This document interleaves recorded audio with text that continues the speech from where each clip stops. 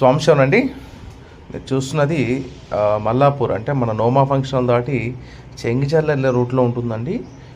ఇది వచ్చేసి 16 సంవత్సరాల నుంచి రన్నింగ్లో ఉంది. ఇక్కడ కూడా మణికంఠకు సంబంధించి అయ్యప్పకు సంబంధించి నిత్య అన్నదానం నడుస్తుందండి. 13వ తారీఖు నుంచి జనవరి 1 వరకు ఉంటుందండి. మధ్యాహ్నం 12 గంటల నుంచి 4 గంటల వరకు భోజనాలు ఏర్పాటు చేస్తుంటారు.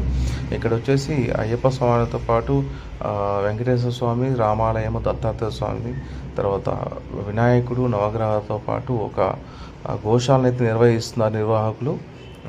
ఇక్కడ ఉచిత నిత్యాన్నదానం అయ్యప్ప భక్తులకి మధ్యాహ్నం అదే 13వ తారీఖు నుంచి స్టార్ట్ అయిందండి. జనవరి 1 వరకు ఉంటుంది. ఆ ఏర్పాటు చూస్తూనే ఉన్నాము.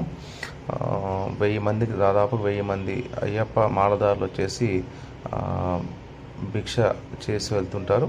భక్తులు కూడా విరాళాలు ఇచ్చి ఈ నిర్వహణలో పాల్గొంటారు.